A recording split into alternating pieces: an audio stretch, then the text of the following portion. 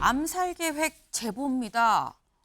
일단 오늘 키워드 자체가 약간 무시무시해요. 암살 계획 제보 기사 보겠습니다. 민주당 이재명 암살 계획 제보받아 신변 보호를 요청을 했다라는 겁니다. 무슨 얘기인지 직접 들어보고 오실까요? 특수부대를 전역한 오비 요원들이 러시아제 권총을 밀수해서 이재명 대표 암살 계획을 갖고 있다는 다수의 제보가 민주당 의원들에게 접수되었습니다. 수사당국은 이재명 대표의 신변 보호를 강화하고 신속히 수사에 착수해서 테러 예방과 진압에 총력을 기울여야 할 것입니다. 네. 직접 들어보셨죠. 전현희 의원이 지금 현재 민주당에서 정치테러 대책위원장입니다. 그런데 어제 기자회견을 자처해서 아니 지금 제보가 들어왔는데 상당히 좀 심각하다. 지금 러시아 총으로 이재명 대표를 암살한다는 제보를 받았다라고 지금 얘기를 했어요. 그래서 이재명 대표 신변 보호를 요청을 했다라는 건데 사실 관건은 제보의 신빙성이겠죠. 이 제보가 대체 얼마나 신빙성이 있는 거냐라는 걸 좀 봐야 될 것 같은데 윤주진 위원님, 러시아제 권총, 특수부대, 오비 출신, 오비 요원, 또 구체적이긴 해요. 요 신빙성 얼마나 된다고 보십니까? 예단할 수 없겠죠. 물론 있어서도 안 될 일이고 또 당연히 사전에 예방을 해야 되는 것인데 네. 조금 약간 의아한 부분은 이러한 제보가 정말로 신빙성이 있고 아주 중요한 핵심적인 제보였다면 이렇게 다수의 사람들에게 뭔가 좀 공개적으로 하는 것이 적절했는가? 오히려 그렇다면 바로 이재명 대표 측근에게 연락을 해서 이재명 대표가 반드시 이제 신변보호가 되고 또한 동시에 경찰에 신고를 한다든지 이런 식으로 즉각적으로 제압을 할 수 있는 뭔가 조치를 취하는 게 사실 더 중요한 거잖아요. 왜냐면 이런 테러 일어나면 안 되는 것이니까. 그렇다기보다는 뭔가 좀 이것도 사실 또 그리고 이 제보를 받았다. 그러니까 제보를 실제로 한 것이 아니라 그런 제보를 받은 사람이 다시 제3자를 통해서 당에 전달이 됐다는 것은 과연 이게 정말로 현실 가능한 그런 시나리오였다면 이렇게까지 됐을까라는 조금 의구심은 있습니다. 그런데 저는 워낙 또 이재명 대표는 또 한 번의 그런 불미스러운 사태를 겪음을 했기 때문에 저는 이렇게 언론 플레이를 할 문제가 아니다. 이게 아니라 실질적으로 경찰에 신고를 해서 빨리 이런 제보가 맞는지 사실은 HID 출신 오비 요원이라고 할 만한 사람이 많지는 않잖아요. 그 숫자가. 그러니까 충분히 특정할 수 있을 것이다. 그게 사실이라면요. 그래서 저는 이게 언론에서 이렇게 막 떠들썩하게 막 해서 이재명 대표가 위험하다, 충성 경쟁하듯이 그럴 게 아니라 바로 법적 대응 또 실질적인 조치를 취해라 이렇게 좀 말씀드리고 싶습니다. 지금 말씀은 이 신빙성이 있는지 없는지 일단 있으면 안 되는 일이다라는 전제로 근데 이게 신빙성이 있는지 여부를 따지기 전에 이게 이렇게 공개를 하는 게 맞는 거냐라는 취지의 말씀을 하셨어요. 사실 저기 신빙성이 얼마나 되는지 여쭤봤는데 신빙성 판단의 중요한 이유 중에 하나는 아까 말씀하신 것 중에 하나죠. 지금 이 특수부대 무슨 요원 이런 얘기도 있고 그리고 제보자가 누구냐. 제보자의 신빙성은 상당히 좀 중요합니다. 황정아 대변인 얘기까지도 좀 같이 들어보고 얘기 이어가 보죠. 문자 내용 자체는 보내신 사람 빼고는 군 정보사 장교 출신 분으로부터 들어온 제보입니다. HID 707 오비 요원들이 러시아제 권총을 밀수하여 이재명 대표를 암살할 계획을 가지고 있다고 합니다. 당분간 대표님은 노출이 안 되도록 하여 주시면 감사하겠습니다. 네, 이게 이제 내용의 골자이고요. 네, 제보한 사람이 정보사 장교 출신이다. 그리고 여기서 얘기하기에는 북파 그쪽 특수부대 쪽에서 있었던 오비다라고 지금 얘기를 하고 있다라는 거예요. 근데 김진욱 대변인님 지금 나온 얘기가 아니 이렇게 중요하면 이렇게 중요한 사안이고 신빙성이 높은 일이라고 한다면 공개하기 전에 빨리 수사를 진행해서 일단 잡아야 되는 거 아니냐. 이거 공개하면은 도망가는 거 아니야. 이런 취지의 말씀도 하셨거든요.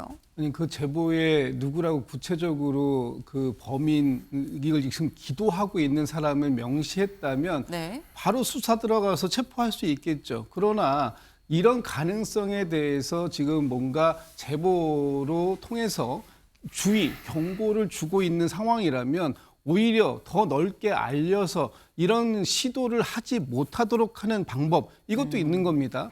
제보의 신뢰성 중요하죠. 제보를 통해서 과연 무조건 모든 제보가 다 신뢰가 높다 이렇게 평가하지는 않습니다. 그러나 상당한 정도의 가능성이 있다면 그 부분에 대해서는 확인을 해봐야 되는 게 맞겠죠. 작년 9월 달에 저희 민주당에서 비상계엄에 대한 제보를 통해서 그런 제보가 있는데 그런 부분들에 대해서 정부에 질문했을 때 정부 뭐라고 했습니까? 비상계엄은 민주당의 머릿속에만 있을 것이다. 이렇게 얘기하지 않았습니까? 황당하다. 이런 주장까지 했습니다. 그런데 결과가 어떻게 됐습니까?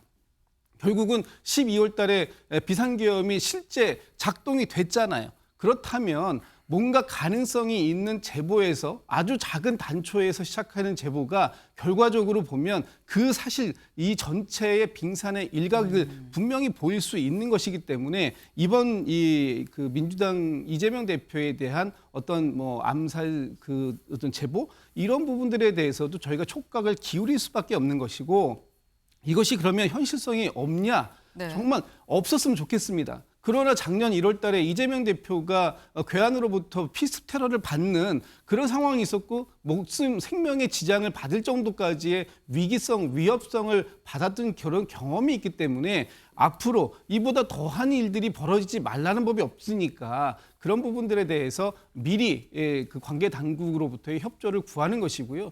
지금 이런 상황 정도를 걱정해야 할 만큼 우리 사회가 굉장히 극단적으로 치닫고 있다. 그래서 이런 부분들에 대한 경각심을 언론에 알림으로써 다시 한번 이 기도 자체를 하지 않도록 하는 그런 사전에 예방 차원의 그 효과도 기대한 것이 아닌가라는 생각이 듭니다. 네. 이걸 알리지 않고 그냥 체포가 막바로 가능했으면 했겠지만 지금 이거는 시도하려는 어떤 제보 차원이기 때문에 알려서 경고하고 다 같이 좀 조심하는 뭐 이런 취지의 의도가 있다고 봐야 되는 거 아니냐라는 말씀을 또 하셨어요. 네. 근데 어제 국회 법사위가 열렸었죠. 법사위에서도 이 얘기가 나왔습니다. 이 얘기 직접 들어보고 오실까요? 지금 이재명 민주당 대표에 대해서 암살 계획 제보가 들어왔어요.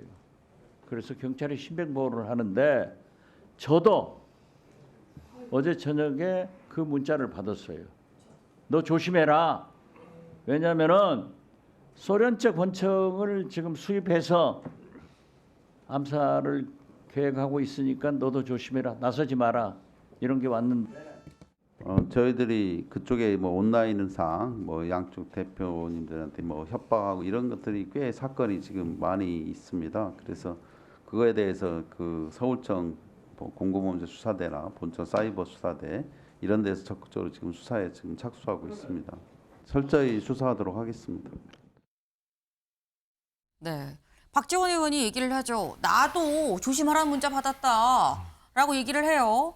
그러니까 이호영 지금 경찰청장 직무대행이 뭐라고 얘기하느냐. 안 그래도 온라인상에서 여야 대표 협박 사건이 많아서 적극적으로 수사하고 있습니다. 철저히 수사하겠습니다라고 얘기를 합니다. 그런데 여기 보면 지금 이재명 대표는 야당 대표인데 여야 대표의 협박 사건이 많다라고 얘기를 해요.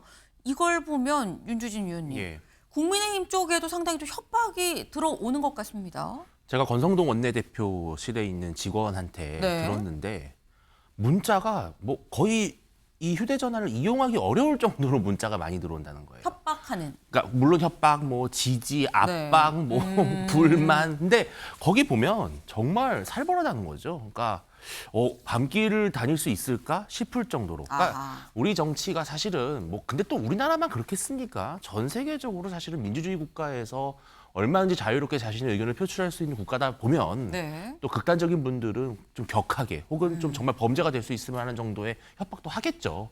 그러니까 이제 이 이호영 경찰청장 대의 말씀대로 꼭 이재명 대표만 해당되는 문제는 아니고요. 여야 또 뭐 윤석열 대통령을 비롯해서 많은 분들이 이런 협박에 시달리는 것인데 특히 또 이재명 대표 같은 경우는 상당히 좀 우리 사회에서 뭔가 이 호불호가 상당히 많이 갈리잖아요. 그러니까 이재명 대표를 좋아하는 분들도 있지만 정말 이재명 대표를 약간 좀 혐오하는 국민들도 있다라는 것이죠.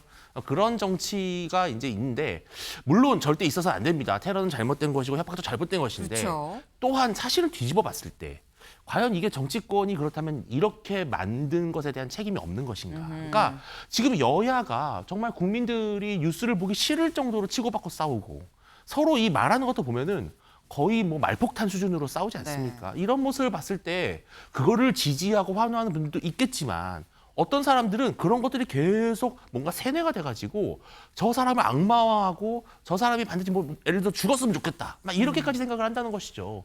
그런 뭔가 증오심과 혐오를 계속해서 서로 부추기는 정치권이 결국은 본인들에게 돌아오는 협박을 만드는 것 같아요. 저는 이런 협박을 당하고 싶지 않다면 네. 예를 들어서 좀 잘 지내면 되지 않을까. 네. 저는 그런 생각도 좀 듭니다.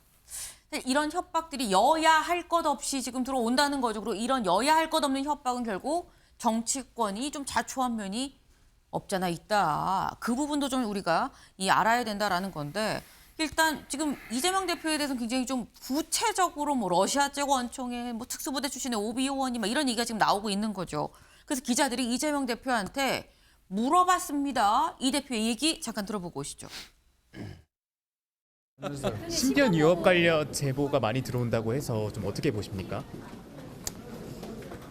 뭐 몰지각한 사람이 일부 있겠지만 대체적으로는 우리 국민들 수준을 믿습니다. 대표님 혹시 외부 활동 줄이실 계획 있으십니까? 아직 네. 뭐 일부 몰지각한 사람이 일부 있겠지만 우리 국민들의 수준을 믿습니다라고 얘기를 했습니다. 근데 그러면서 기자가 그 다음에 또 물어보죠. 혹시 외부 활동 줄이실 계획 있습니까? 라고 그러는데 아직이라고 지나갔어요. 근데 김진욱 대변인님 이렇게 구체적인 제보가 들어온다고 한다면 그러면 이거 외부 활동 좀 자제해야 되는 거 아니야라는 생각도 들긴 들거든요. 글쎄요, 지금 어느 정도 뭐 자제하는 부분도 필요할 것 같습니다. 네. 일단 제일 중요한 거는 신변의 안전이니까요. 그러나 지금 우리가 처해 있는 이 국면을 보면 대표가 아무런 외부 활동을 안 할 수 있는 그런 평상시적 상황이 아니잖아요. 지금 굉장히 그 위기적 상황이고 네. 또 그런 위기의 상황 속에서 많은 국민들이 지금 정치권만 바라보고 있는 또 그런 상황입니다. 그렇기 때문에 이 야당의 대표인 이재명 대표가 아무것도 안 하고 아무 움직임이 없이 지낼 수는 없는 상황이다. 이런 상황들 속에서 결국은 대표가 활동을 줄이는 것보다 대표의 신변의 안전을 담보할 수 있는 정도의 경호 수준을 올리는 것이 오히려 지금은 필요한 것이 아닌가라는 생각이 들고요. 지금 좀 전에도 말씀을 주셨는데 네. 우리 사회가 지금 너무나 상대를 악마화하고 증오하고 혐오하고 이러는 과정들 속에서 상대가 정말 이 땅에서 사라졌으면 좋겠다 이런 정도의 극단적인 생각들을 가지고 계신 분들이 더 많아지는데 그 많아지는 과정 속에서 이분들을 어떻게 보면 부추긴다고 할까요? 그러는 지금 언사들이 정치권뿐만 아니라 지금 이 집회에 참여하시는 분들도 네. 너무나 많습니다. 이런 부분들을 다 같이 절제할 수 있는, 자제할 수 있는 방법을 좀 만들어야 될 것 같고 지난 12.3 비상계엄 당시에 한동훈 대표도 이와 비슷한 걸 받았잖아요. 네. 당신 위험하다. 그러니까 피해라. 그러니까 지금의 이 정치인들은 어떤 이런 테러의 대상으로 지금 많이 지목이 되고 있는데 헌법재판관들뿐만 아니라 여야의 모든 정치인들에게도 이런 테러는 절대 있어서는 안 된다. 이런 말씀 좀 드리고 싶습니다. 네, 두 분이 공통적으로 하시는 말씀이죠. 기본적으로 테러는 당연히 안 되는 것이고 그리고 어떤 이런 서로의 양극화적인 이런 발언들을 정치적 양극화의 이런 발언을 부추기는 발언들도 있으면 안 되겠다라는 겁니다. 이 상황이 계속되면 이제 정치인의 필수품이 방탄복이 될 상황까지 가는 거 아닌가 하는 우스갯소리도 좀 해봅니다.